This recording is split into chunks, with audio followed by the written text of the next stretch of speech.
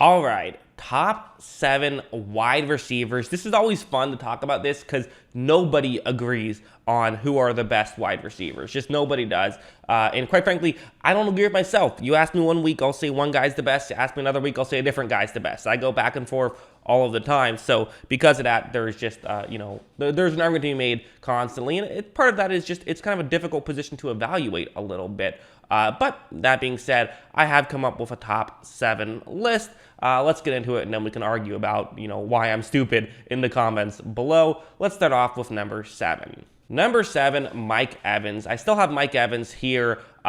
Maybe it's a homer take still having him on there because I will acknowledge he hasn't had the best couple of seasons. Also, just so you know what you're looking at, I'm going to put 2 numbers there. The first number is going to be the PFF grade. The second number, where he ranked in terms of yardage totals. So Mike Evans was the 23rd, he got the 23rd most yards last year, 32nd ranked PFF wide receiver last year. So that's how that works. So Evans as a whole, again, what to be said about Evans? Like, he's someone who's been a key part of this Buccaneers team for a couple of years and still has, gets double teamed a ton, which is part of why you'll see some less impressive numbers.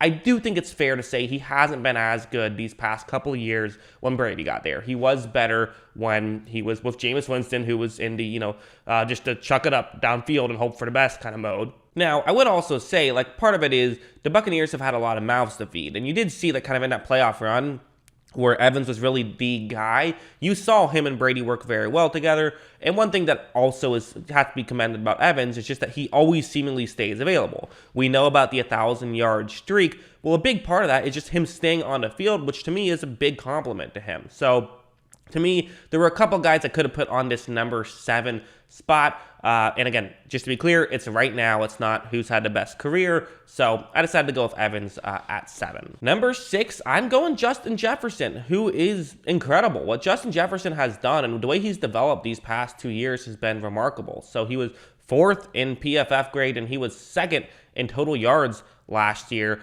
This is a guy who, no one's had more yards through 2 seasons than Jefferson. He's been remarkable. So that alone, maybe 6 is too low.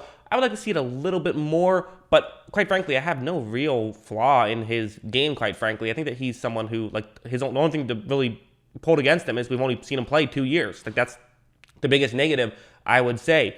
Justin Jefferson is awesome. Justin Jefferson, his rookie year, did a lot of I thought, kind of playing off of the constant play action that the Vikings like to run a lot. And this year, we saw him kind of really be just a pure wide receiver, winning on the outside consistently while still being able to do that other stuff. Jefferson, absolutely incredible. You could argue he should be higher. Number 5, I have Jefferson's former teammate at LSU, Jamar Chase, who was 8th in PFF grade last year among receivers, 4th in total yards. I could put Jefferson above Chase. You could argue Jefferson should be 5 and Chase should be 6. To me, they're in the same tier. I went back and forth on them a little bit as well, but I'm going to stick with Chase a little bit higher just because I think Chase, what I value, and this is where things get weird because it kind of comes down to what do you value in a receiver. I kind of value a guy who can just win on the outside in one-on-one matchups consistently a little bit more, and Chase is definitely better at that. Chase might be the best in football at that. So because of that, I am going to put Chase a little bit higher, but you could argue Jefferson. Chase did have a slightly better rookie year than Jefferson did as well, although both were amazing. For me, with Jamar Chase, I just think he's incredible. The only knock on him is we've only seen him play 1 year. And so because of that small sample size, maybe he'll fall back down to earth, but he should still be awesome. Number 4, I'm still going D-Hop here, who maybe didn't have his best year last year, 15th in PFF grade, 69th in terms of yards, but a big chunk of that, chunk of both of those being lower was injuries. He's also going to miss some time next year. So because of that, we're not going to see a full season of Hopkins for multiple years in a row, which sucks. Obviously, he's suspended to start the following year. And so because of that, I did dock him a little bit, but he's still, when he's on, is, to me, these top 4 are the 4. That's kind of how I view it. I think these 4 are the guys who deserve to be in the, you could argue, our number 1 overall conversation. But I think that there's more knocks I have on Hopkins than on any of the other 3. That being said, we saw how much that Cardinals offense relied on Hopkins and how much it faltered once he's gone. huge DeAndre Hopkins fan. He's been fantastic for so long. I might even be willing to trade a second-round pick for him. Like him that much. Number 3, give me the guy who some people would have as number 1.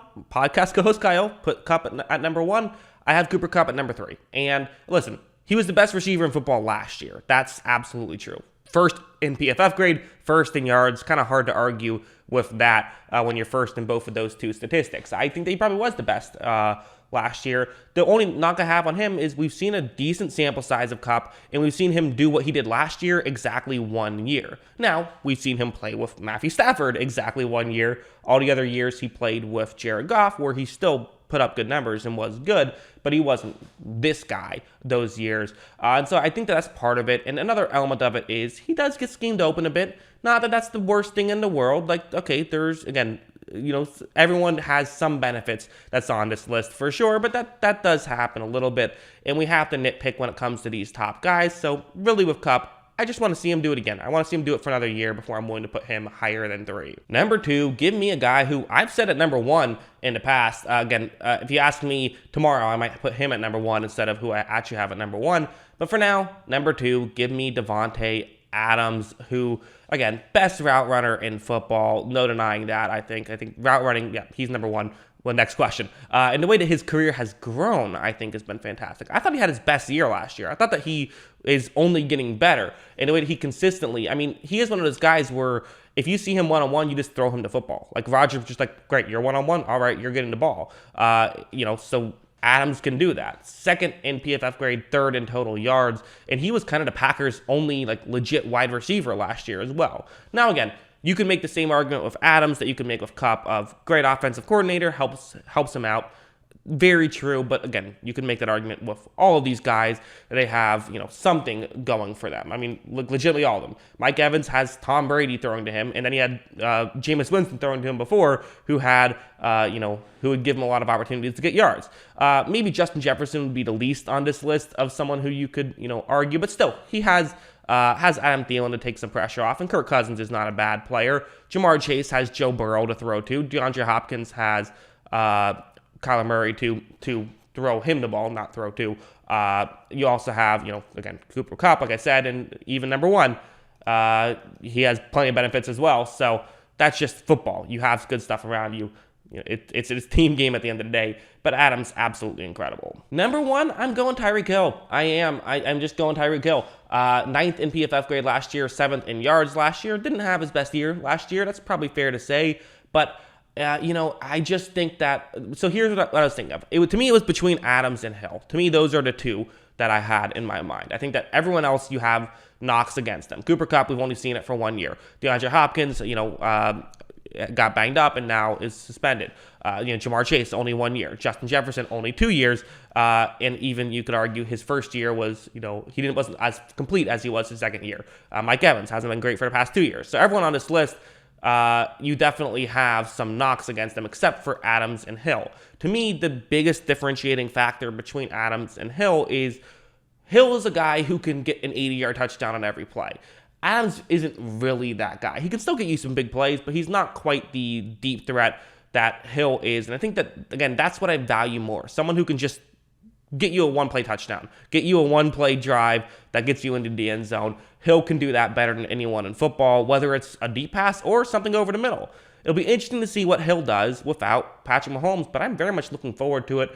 And I think that Tyreek Hill is fantastic. And as long as even if he doesn't have this insane speed that he currently still does have, like even once that goes, there's still things he can do because he's so shifty and such a great route runner. Tyreek Hill is going to be good for a few years. And I think that this is should be very interesting to see him play in a different uniform. So that's what I think. That's my pick for the top 7 wide receivers in football. What do you guys think? Why am I stupid? Let me know in the comments below. Always love hearing from you. And of course, as always, thanks for watching.